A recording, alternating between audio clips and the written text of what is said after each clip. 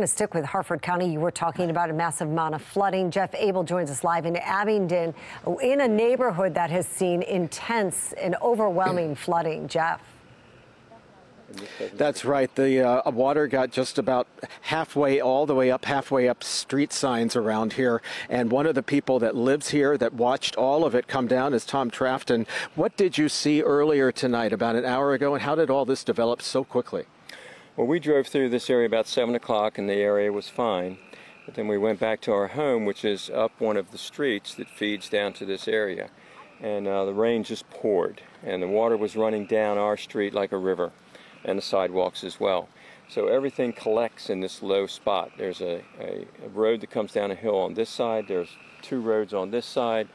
The road comes down up there, and there's a steep hill up here.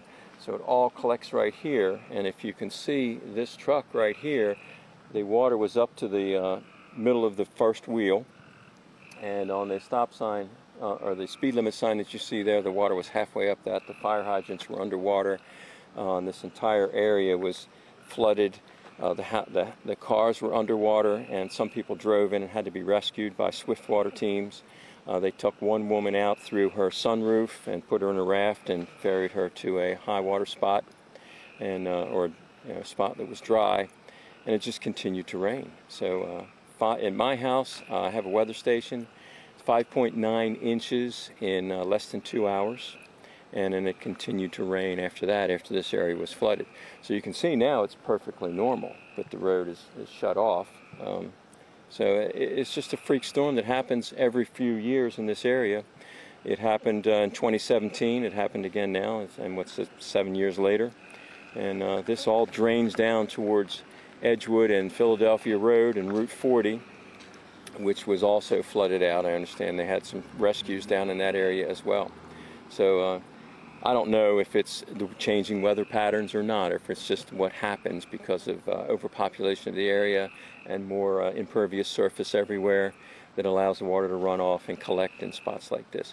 This area was built before any stormwater management facilities were put in, so it doesn't manage that amount of water that comes down into this flooded area. It's so hard to believe because it's drained by now, it's receded, that there was such a crisis just an hour ago. Yeah, well, there's a large volume of water that came down here, and it just couldn't handle it, So it should probably be retrofitted with some sort of stormwater system that takes the water away, the way they did in Ellicott City.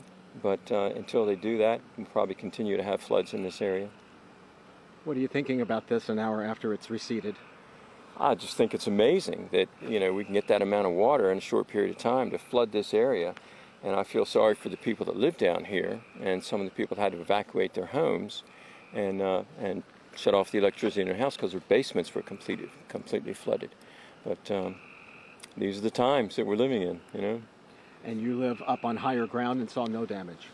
Well, we don't have a house with a basement, so we don't have to worry about any type of sump pump or any flooding there. And we've put in drains all around the house, French drains, so it carries the water away. The water table was very high. There are springs throughout this area, and there's a clay layer that the water runs along. So the water doesn't soak down into the soil. The soil gets saturated, but the water runs off very fast because of the clay layer that's underneath this area. So, Tom, thanks. I'm a geologist also. A lot of insight. Thank you for your perspective and your help. And we know there were a lot of rescues throughout the county. In fact, the county sheriff's office was asking for help from other counties, from Carroll County and as far as Anne Arundel County, looking for help. There were so many rescues. Fortunately, we haven't had any reports of any injuries, but we are still keeping track of it, and we'll keep you updated as details warrant. Well, we thank the first responders who did an excellent job here of rescuing people, and I think they've probably removed the cars that got flooded and ruined. I'm sure they're ruined.